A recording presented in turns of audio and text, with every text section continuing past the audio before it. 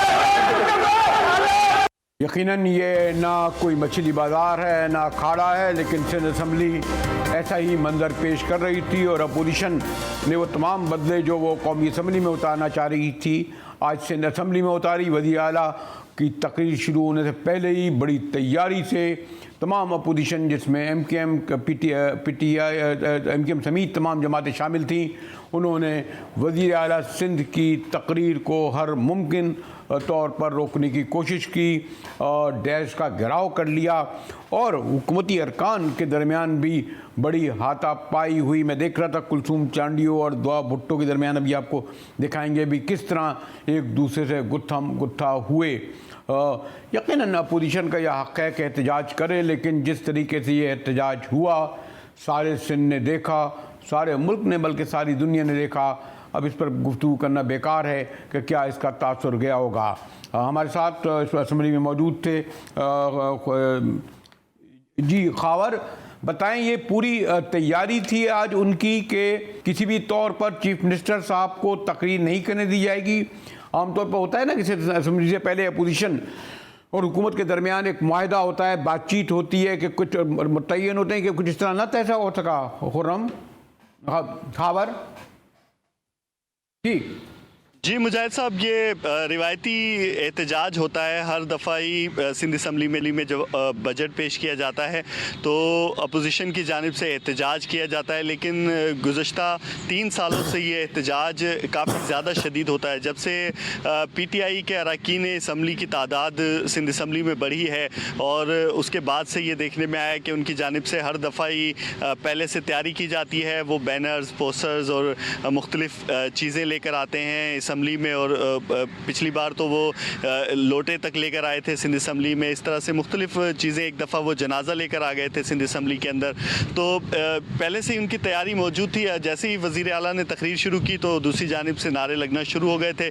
फिर आहिस्ता आहिस्ता उन्होंने अपनी नशिस्तें छोड़ी और स्पीकर डाइस का घेराव किया और फिर नारे तेज़ हुए। लेकिन सूरत हाल तब ख़राब हुई जब पाकिस्तान पीपल्स पार्टी के को चेयरमैन आसिफ अली जरदारी के ख़िलाफ़ नारेबाजी की गई और उसके बाद फिर हुकूमती अरकान जो थे वो भी सीख पा हुए, वो भी अपनी नशिस्तों से उठे और फिर आमने सामने आ गए और नौबत हाथापाई तक पहुंची। इसी दौरान देखा गया कि हुकूमती अरकान की जानिब से PTI की रुकने सूबाई असम्बली दुआ भुट्टो से मोबाइल फ़ोन छीनने की कोशिश की गई।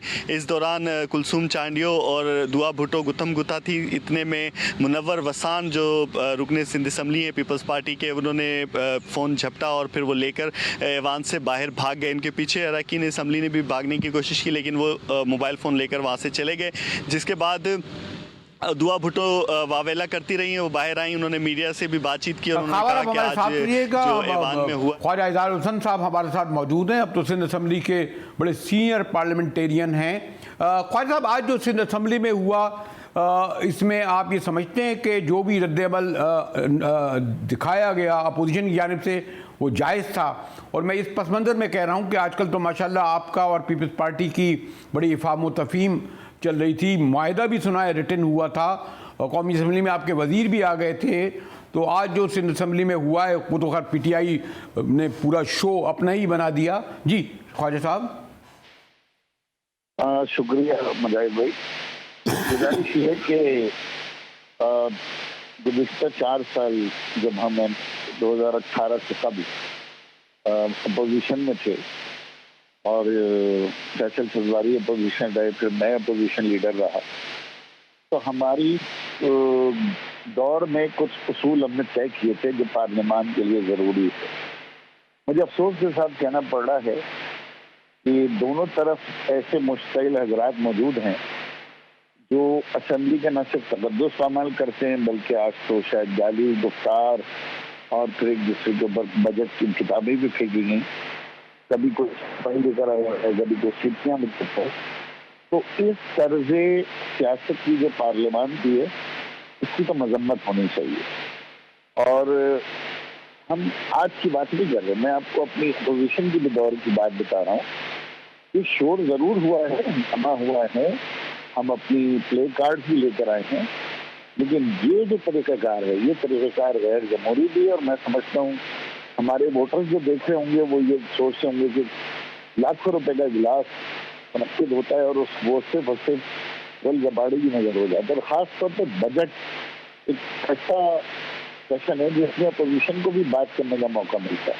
ख्वाजा वैसे आप ये बताइए कि जो बजट पेश किया गया है उसके एदाद शुमार पर तो नहीं जाते, लेकिन क्या मैं अभी आपको सुन भी रहा था, क्या इसमें इस बात का जो एक आपसे मुआहदा भी हुआ था इस बात की अक्कासी करता है कि जो आप लोग कहते हैं कि शहरी इलाकों के लिए तरक्याती बजट में रकूम नहीं रखी जाती, अगर रखी जाती है तो ख्वाहिश नहीं होती, तो इस बजट से इस एतबार से आप मुतमईन हैं कि आपके जो एक मुआहदा भी हुआ और रिटर्न मुआहदा हुआ है उसके बाद अकोमोडेट किया गया है सिंध के शहरी इलाकों के मसाइल को? लेकिन 2 सवाल आपने किए हैं मुजाहिद। एक तो ये रकम रखी गई है और दूसरा है कि खर्च होती है नहीं, ये बड़ा इंपॉर्टेंट मसला है। बजट का सबसे बड़ा एस्पेक्ट ये है कि तरक्याती मद में जो रकूम रखी जाती हैं वो खर्च ही नहीं हो पाते। पिछले साल 222 अरब रुपए था और यकीन कीजिए 160 अरब रुपए बमुश्किल खर्च हुआ, 50-60 अरब रुपए खर्च ही नहीं हो सका। उससे कबल 100 अरब रुपए रह गया, उससे कबल 150 अरब रुपए रह गया।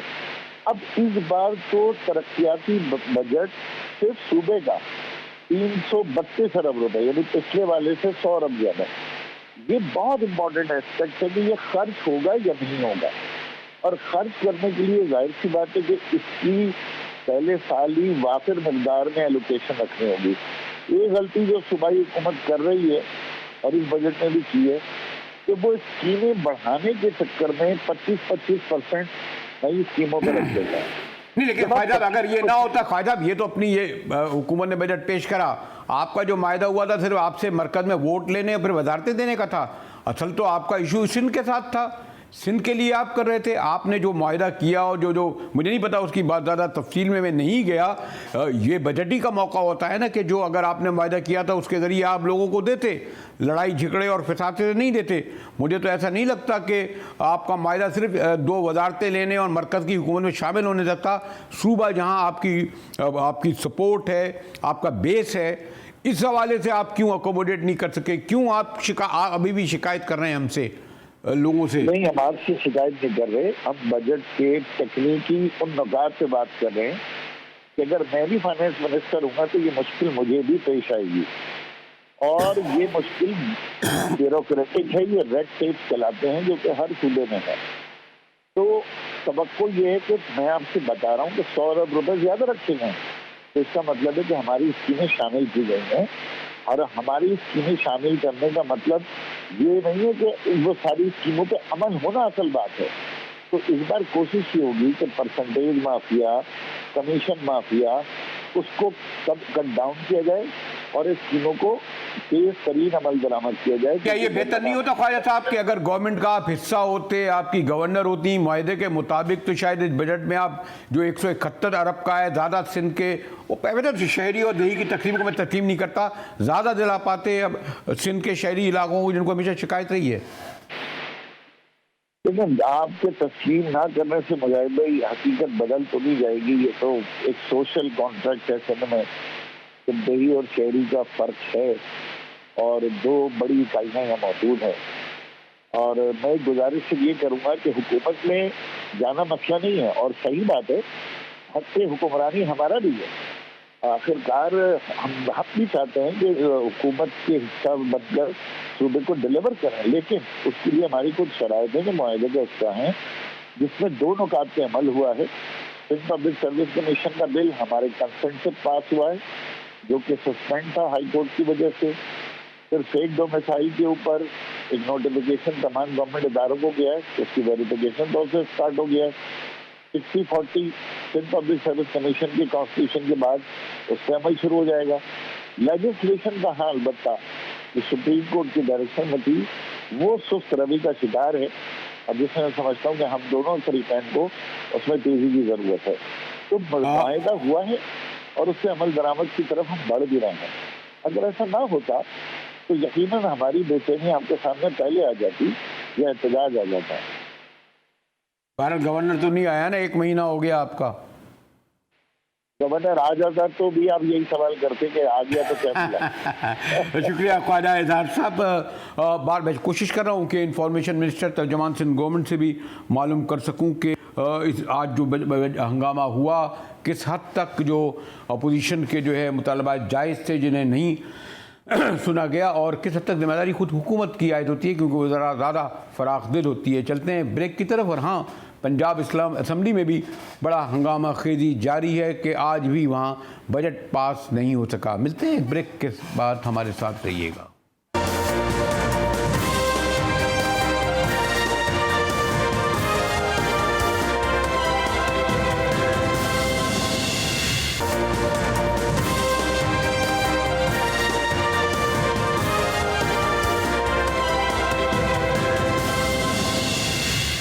GTV में मुजाहिद आपको खुशामदीद करता है। सिंध असम्बली के बाद पंजाब असम्बली का इजलास भी उतना ही हंगामा खेज है कि स्पीकर चौधरी परवेज़ इलाही का कहना है कि जब तक IG और चीफ सेक्रेटरी नहीं आएंगे उस वक्त तक असम्बली का सेशन नहीं होगा। जबकि हुकूमत यानी हमजा शहबाज शरीफ का कहना है और उनके साथियों का कि वो किसी भी सूरत IG और चीफ सेक्रेटरी को नहीं बुलाएंगे। हमारे साथ अदनान जैदी मौजूद हैं। जी अदनान जैदी, जो डेडलॉक है आज तीसरा दिन है गालिबन, तो कोई इफ़ाम व तफ़हीम मैंने सुन रहा था कोई बीच की राह निकल रही है, ये वही सिचुएशन है अदनान? जी बिल्कुल, अगर सिचुएशन की मैं बात करूं तो ये कल के बाद आज ये दूसरा दिन है और ये यूं कि तूं है बिल्कुल सिचुएशन। और बजट अभी तक पास नहीं किया जा सका। उसकी वजह ये है कि आज भी 1 बजे का बजट इजलास शुरू हुआ है लेकिन अभी तक जो है वो बजट पेश नहीं किया जा सका।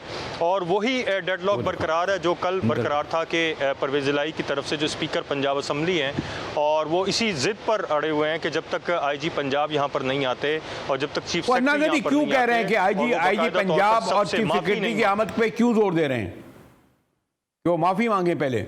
देखें, जब ये वोट ऑफ नो कॉन्फिडेंस, जी बिल्कुल मैं आपको बता रहा हूँ कि जब ये नो कॉन्फिडेंस हुआ था पंजाब असम्बली में तो उस वक्त जब काफ़ी हालात ख़राब हुए थे, एक दूसरे को मारा गया था, थप्पड़ बरसाए गए थे एक दूसरे पर और परवेज़ इलाही को भी इवन के यहाँ तक आया था कि उन्हें भी मारा गया, बल्कि उन्होंने तो अपनी नेक पे कॉलर वगैरह भी लगा लिया था, हाथ भी कहा गया था उनका कि वो फ्रैक्चर हो गया। लेकिन 2 दिन बाद जब उनकी नई वीडियो आई थी तो ना कॉलर लगा हुआ था ना उस पर कोई किसी किस्म का फ्रैक्चर था।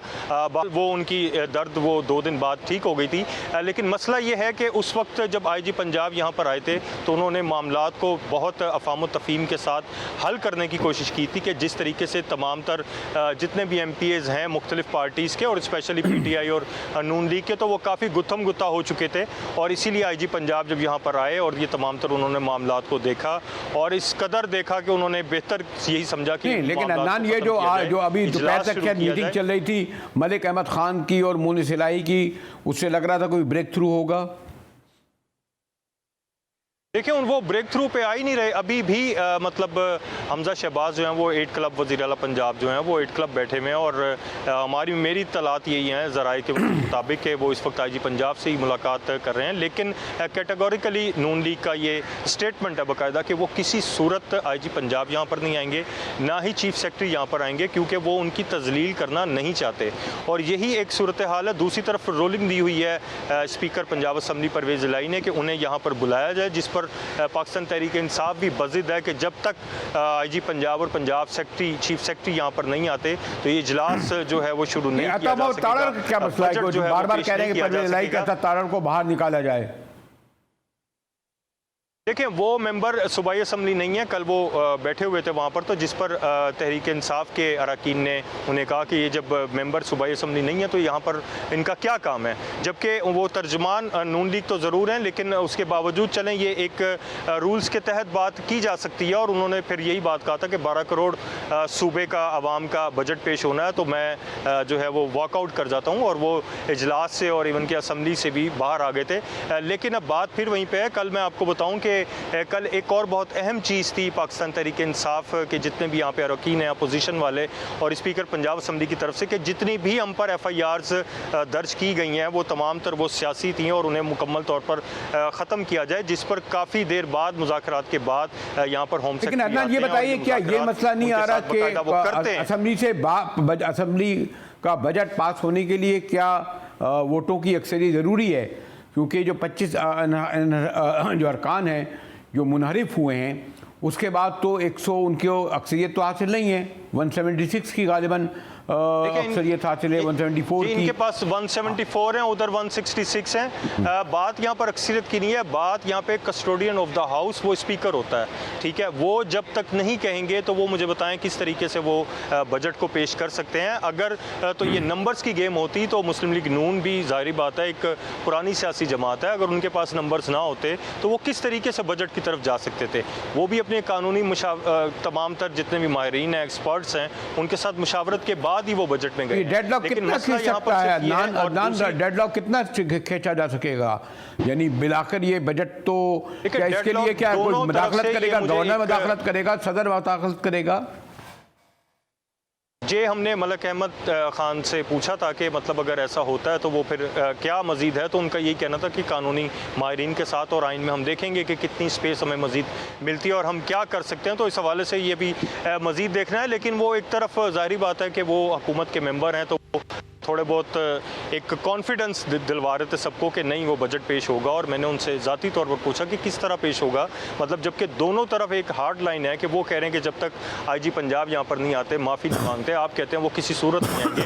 इसके बाद बात नहीं चल रही, जबकि कल एक बहुत हद तक मामलात सॉल्व हो गए थे जब होम सेक्रेटरी यहाँ पर आए थे और उन्हें यह कह दिया गया था कि 48 घंटे के अंदर अंदर जितने भी PTI के ऊपर मुकदमात हैं उन्हें ख़त्म कर दिया जाएगा। और वो जस्ट यहाँ पर 5 मिनट के लिए आए थे और उसके बाद वापस चले गए और उनके जाने के 5 मिनट बाद इजलास शुरू हो गया था। और यही देखा जा रहा था कि आज इजलास जो है वो शुरू हो गया तो कुछ देर बाद बजट पेश कर दिया जाएगा। लेकिन आपने देखा कि उसके बाद वो तारड़ वाला मसला आ गया, वो तकरीबन 1.5-2 घंटे चलता रहा और जब रात तकरीबन 11:30 बजे हुए तो फिर ये आया स्पीकर की जानिब से कि इजलास कल 1 बजे तक मुलतवी कर दिया जाता है। आज 1 बजे से अभी यहाँ तमाम असम्बली के अंदर अरकान मौजूद हैं, रहेंगे या कल तक और टल जाएगा, ये मुलतवी हो जाएगा? देखें ये इनके पास 12 बजे का वक्त है आज भी, ठीक है। और अगर ये मतलब स्पीचेस शुरू कर देते हैं और ये माजरतनामा या माफ़ीनामा किसी तरीके से भी आईजी पंजाब की तरफ से नहीं आता जिस पर तहरीक इंसाफ बज़िद्दा है, स्पीकर पंजाब असम्बली परवेज़ इलाही बज़िद्दा, तो मेरा नहीं ख्याल कि आज भी बजट पेश किया जाएगा। और उसके बाद दूसरी तरफ अब ये नून लीग को जो इस वक्त हुकूमत में है उन्हें एक कोई आइनी राह देखनी पड़ेगी कि अगर इसी तरीके से होता रहता है, क्योंकि सर बात यहाँ पर फिर वही जाती थी, बात 12 करोड़ आवाम की है। यहाँ पर 2 दिन हो गए हैं बजट, एक आपको भी मालूम है मुझसे बेहतर समझते हैं कि कितनी देर में ये तमाम तर बजट का इजलास जारी होता है। लेकिन यहाँ पर जो मुल्क की इस वक्त सूरत हाल है लोड शेडिंग की और जो एक तमाम तर मामलात ख़राब हैं, यहाँ पर असम्बली में AC चल रहे हैं, ठीक है, लाइट्स ऑन है 12-12 घंटे तक। लेकिन आखिर में पूछूं कि जो एक हद तक तो ये है ना कि जो तसादुम की कैफियत थी और पिछली बार तो मार दहाड़ तक हो गई थी, आज लग रहा है कि और कल लग रहा था कि वो वाली सूरत हाल नहीं है, इतनी यानी मुज़ाकरात भी हो रहे हैं, यानी तसादुम वाला सूरत हाल नहीं है। जिसे कहते हैं हाथापाई वाला, गुत्थम गुत्था होने वाला, लातों और जूतों का इस्तेमाल? देखें, वो इसलिए नहीं है कि इस वक्त अना का और ज़िद का तो आप मसला कह सकते हैं, लेकिन ये अब किसी की ज़ात से मुंसलिक नहीं है। जब वोट ऑफ कॉन्फिडेंस की बात थी तो उस वक्त परवेज़ इलाही बहसीत तो ख़ुद चीफ मिनिस्टर के लिए यहाँ पर वो एक नामज़द किए गए थे अपनी और मुस्लिम लीग तहरीक इंसाफ की तरफ से, जबकि दूसरी तरफ हमजा शहबाज थे। तो वो वोट ऑफ कॉन्फिडेंस की और सिचुएशन थी। ये आज जस्ट एक बजट के हवाले से बात है, जबकि बजट का ताल्लुक आवाम से है, 12 करोड़ पंजाब की जो आवाम है उनसे है। तो उस हवाले से तो आज हमने किसी की भी किरण ये नजर आ रही है कि कल ये मसला हल हो जाएगा? अदनान, जस्ट कंक्लूडिंग वर्ड, कल परसों? देखिए, मसले को तो हल आज ही होना चाहिए, लेकिन बात यह है कि किसी एक दोनों को थोड़ा बहुत बैकफुट पे आना पड़ेगा। मुज़ाकरात ही वाहिद एक हल होते हैं। कभी भी जब सियासी जमातों के माबैन कोई डेडलॉक आ जाता है तो मुज़ाकरात से ही मामलात हल होते हैं। वोट ऑफ कॉन्फिडेंस की दफ़ा जब मामलात हल नहीं हुए थे तो तमाम जमातों ने फिर कोर्ट का ही रुख किया था।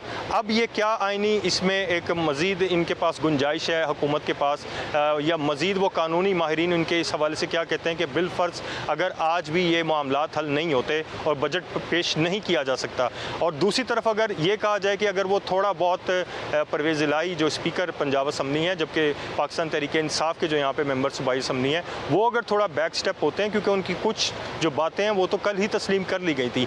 लेकिन हमें बता रहे थे कि आज पंजाब असम्बली में तीसरे दिन भी जो है डेडलॉक रहा और दोनों अपोजिशन और हुकूमत अपने अपने मौके पर डटे हुए हैं। परवेज़ इलाही स्पीकर साहब क्योंकि कस्टोडियन है, उन्होंने कहा कि हर सूरत में आईजी और चीफ सेक्रेटरी को आना पड़ेगा, माफ़ी मांगनी पड़ेगी, हुकूमत इसके लिए तैयार नहीं।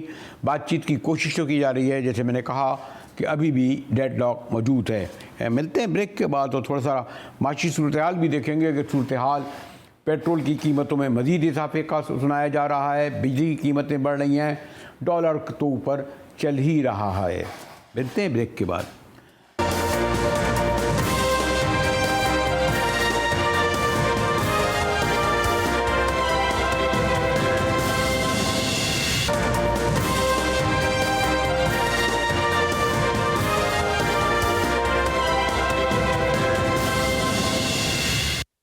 GTV मुजाहिर भी आपको खुशामदीद करता है और हुकूमत ने अपने तकरीबन 50 दिन मुकम्मल कर लिए हैं। वफाक सूबों में बजट भी पेश किए जा रहे हैं, लेकिन सबसे बड़ा मसला पेट्रोल का तो है ही कि 60 रुपये कीमत बढ़ी है, गैस की भी कमियाबी है, बिजली भी है, और उससे भी बढ़कर ये कि डॉलर की उड़ान जारी है। और पिछले 40-45 दिनों में कोई 21 रुपये का इजाफा हुआ है, 205 रुपये आज रिकॉर्ड हुआ है। हमारे साथ जफर प्राचा साहब मौजूद थे। प्राचा साहब, ये जो डॉलर बढ़ रहा है आहिस्ता आहिस्ता, उससे मैं बहुत कोई मईशत का आदमी नहीं हूँ, कहते हैं जी फिर इंपोर्ट बिल भी बढ़ेगा, उसके साथ जो ख़रीदो फरोख्त होगी उसमें भी मसाइल बढ़ेंगे, कर्जाजात भी बढ़ेंगे। तो हमारे आम परसेप्शन ये है कि शायद स्टॉक एक्सचेंज हो या हमारे यहाँ डॉलर्स हों, यानी करेंसी, इसको कुछ ग्रुप, कुछ माफिया कंट्रोल करते हैं। ऐसा नहीं है कि बाहर से ऐसा अंदाज हो। आप इससे किस हद तक इत्तेफाक करते हैं? देखिए जी, इस वक्त जो आपने बात कही ना, मैं आपकी आजकल के हालात में आपकी बात से मुत्तफिक हूँ। अगर हम पिछले 3-4 साल का ज़माना देखें, ख़ास तौर पे गवर्नर स्टेट बैंक रज़ा बाकर साहब का, तो उस ज़माने में डॉलर स्टेबल था। स्टेबल से मुराद अगर वो जा रहा था तो ऊपर तो उसकी ऐसे ही फ्लाइट थी, और अगर वो नीचे की तरफ था तो यूँ था, वो ऐसे सीसॉ नहीं था जैसे कि आजकल हो रहा है। कभी 4 रुपये बढ़ जाता है, कभी 5 रुपये कम हो जाता है, ऐसा नहीं था। नंबर 1। नंबर 2 बात यह है कि जो इस वक्त डॉलर की ऊंची उड़ान है, इसकी बज़ाहिर कोई वजह नज़र नहीं आती, और स्टेट बैंक के कंट्रोल्स पहले जैसे नज़र नहीं आते, क्योंकि उन्होंने काफ़ी ज़्यादा पहले बैंक की ट्रेजरीज को और बैंक्स को काफ़ी कंट्रोल किया हुआ था। और इस वक्त अगर हम इसको डॉलर के रेट को 190 पे ले आए और वहाँ ला के फिक्स कर दें, तो इंटर बैंक के अंदर बैंक्स के अलावा और तो कोई ख़रीदार नहीं है ना, तो वो 190 के अंदर खरीदें और 191 में बेचें। ये जो रोज इन्होंने इसको स्टॉक एक्सचेंज बना दिया है, ये सिर्फ और सिर्फ स्पेकुलेशन और मैनिपुलेशन है। क्योंकि पहले हमारे यहाँ ऐसा होता था कि हम डॉलर के रेट को फिक्स कर देते थे, फिर हम IMF की शर्त के ऊपर हमने इसको फ्री फ्लोट कर दिया फ्री मार्केट में। लेकिन इस वक्त क्योंकि हमारे यहाँ इमरजेंसी की हाल है, तो हमको, मैं समझता हूँ को डॉलर को एक रेट के ऊपर फिक्स कर देना चाहिए। लेकिन एक साहब एक और सवाल है ना कि एक आम आदमी जो पहले ही, जैसे पाकिस्तान में मैं सिंध में ही देख रहा था, यहाँ तो 2 करोड़ बच्चे स्कूल ही नहीं जाते, 64 लाख बच्चों से लेबर चाइल्ड है, गुर्बत का आपको इल्म ही है, कच्ची आबादियाँ हैं। यानी एक आम आदमी, अगर हम कहें लोअर मिडिल क्लास भी कहें, उसका मतलब तो ये डॉलर और पाउंड और करेंसियाँ हैं ही नहीं, उसके बाद तो पैसे ही नहीं है, 25-40 हज़ार तनख्वाह दे रहे हैं। तो ये सवाल मैं इसलिए आपसे उस पसमंद में कर रहा था कि जो डॉलर का इशू है, इसका या तो गवर्नमेंट का लेवल पे होता है या बहुत बड़े जो एक्सपोर्टर होते हैं उन तक है। और ये जो इन्होंने मशरूम ग्रोथ कर दी है, मेरा ख्याल है हर सॉरी टू से शाहराह फैसल में कोई 50 दुकानें खड़ी हुई हैं। तो इन्होंने मतलब अगर 200 होते, 300 होते, 400 होते तो उनको कंट्रोल करते। आपने जो इतना ओपन जो इसको मंडी बना दिया है डॉलरों की, तो वो लोग भी तो खेल रहे हैं इससे ना राजा साहब। सर, मैं एक बात की वजाहत कर दूं कि डॉलर का रेट बढ़ने में अलावा बैंकों के और किसी का कोई इसके अंदर हाथ नहीं है। अच्छा। एक्सचेंज कंपनीज हो, हवाले वाले हों या स्मगलर्स हों, उनका कोई इसके अंदर रोल नहीं है। मेनली रोल बैंक्स का है। अगर बैंक का रेट बढ़ता है तो बाकी मार्केट उसको फॉलो करती है, और अगर बैंक का रेट नीचे होता है तो हमारे यहाँ नीचे हो जाता है। इसकी मिसाल मैं आपको ऐसे दूंगा कि अगर गवर्नमेंट आज 25 रुपया पेट्रोल का रेट बढ़ा देगी तो सारे पेट्रोल पंप्स 25 रुपया रेट बढ़ा देंगे। अगर वो इसका रेट कम कर देगी 25 रुपया, तो वो रेट 25 रुपया कम कर देंगे। जो इंटर बैंक मार्केट है, ये एक तरह का सरकारी रेट है, और इस वक्त ओपन मार्केट में डॉलर की कोई डिमांड नहीं है, कोई कस्टमर नहीं है किसी भी एक्सचेंज कंपनी में, सिवाय इंटर बैंक के अंदर बैंक्स की डिमांड है। और वो जो बैंक्स की डिमांड है वो इंपोर्टर्स के लिए है या मुख्तलिफ और गवर्नमेंट की जो ज़रूरियात हैं, जो हमको कर्जा ज़्यादा अदा करने हैं या हमको सूद की पेमेंट करनी है, उस चीज़ की डिमांड है। लोकल मार्केट में कोई डिमांड नहीं है। नंबर 2, ये जो हमें आया था कि इमरान खान साहब कह रहे थे कि 31 अरब डॉलर फॉरेन एक्सचेंज के, हमें जो 31 अरब डॉलर रेमिटेंस से आए, हमारे पास जो तारीखी रिकॉर्ड हुआ, लोग ये कहते हैं कि जब हम लोग जो है यहाँ पर यानी वो मोबाइल फ़ोन 2 अरब डॉलर के ख़रीद लेते हैं, और तो और हम कुत्ते बिल्लियों के लिए जो चीज़ें मंगवाते हैं वो भी डॉलर में मंगवा रहे हैं। तो यानी ये डॉलर का जो इस्तेमाल है वो भी तो इस तरह हो रहा है ना कि अगर उसको हम इस तरह बेदरीग खर्च ना करें और इस तरह ना खर्च करें तो शायद कंट्रोल कर सकें। सर, आपकी बात बिल्कुल वजह है। डॉलर बढ़ने से, क्योंकि हम इंपोर्ट बेस्ड कंट्री हैं, हर चीज़ बढ़ती है।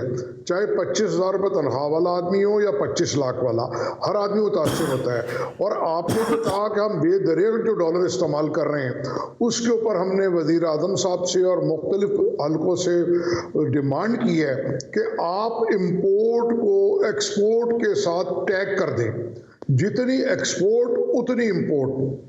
इसके साथ साथ जो हुकूमती अखराजात हैं पूरे बजट के हर तरफ, जितनी आमदन उतना खर्चा।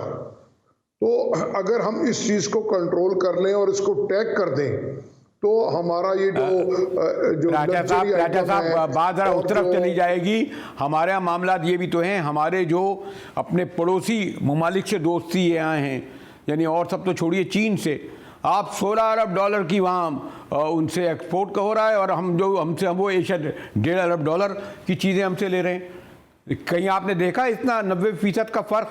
जब उनसे ही नहीं कर सके फ़र्क अब, तो बाकी ममालिक का भी सूरत है। इवन वो बेचारा जर्मनी का मैं सुन रहा था कि वो भी 2 अरब डॉलर हमसे वो कर रहा है एक्सपोर्ट।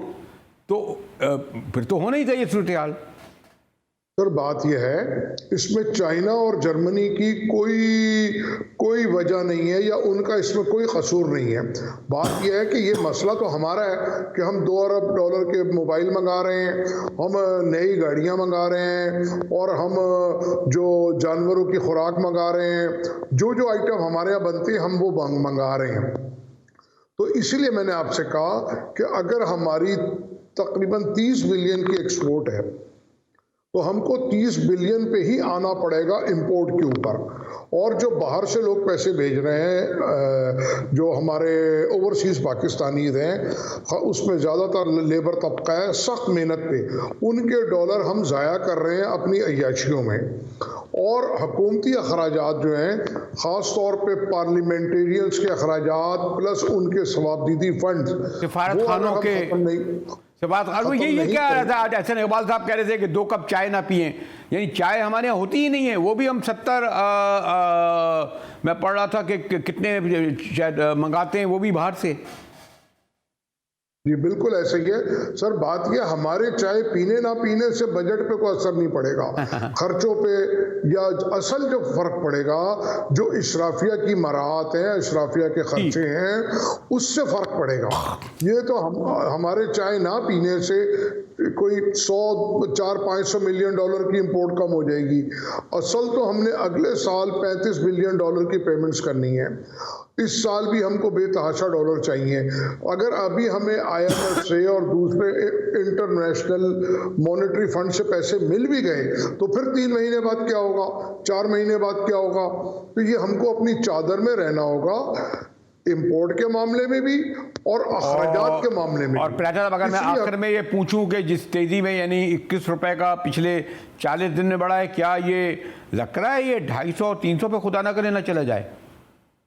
देखिए जनाब, जो इस वक्त की सूरत हाल है, जो कहीं से हुकूमत, कहीं से सिंसेरिटी नज़र नहीं आती हुकूमत की, और कोई सीरियसनेस नज़र नहीं आती, तो उससे तो कुछ भी हो सकता है। जिस तरह रोज़ डॉलर 4-5 रुपया बढ़ रहा है तो कुछ भी हो सकता है। अल्लाह ना करे, अल्लाह ना करे। और हम श्रीलंका के बिल्कुल करीब पहुँच गए, हमारे रिजर्व दिन ब दिन कम हो रहे हैं। हमको सबको बैठना पड़ेगा इस वक्त 1 पॉइंट एजेंडा के मईशत की बहाली और मईशत का इस्तेकाम। इस वक्त सियासी जमातें जो पॉइंट स्कोरिंग कर रही हैं, कोई भी नहीं सोच रहा मुल्क के लिए। सब अपनी अपनी, जैसे श्रीलंका में हुआ, अपना वो लोग जो लेके चल रहे थे अलग अलग अपने अपने जो उनके थे ख्यालात, हमारे यहाँ भी वही चल रहा है। ये 1 कप चाय की प्याली या विंडो ड्रेसिंग जो हमने की है, 30-40% पेट्रोल का खर्चा कम करने से बात नहीं बनेगी।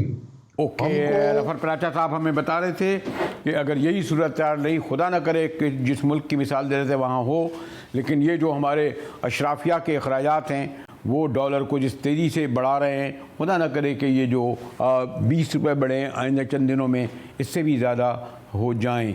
इसी के साथ ही GTV से मुजाहिद वेली को इजाज़त दीजिए।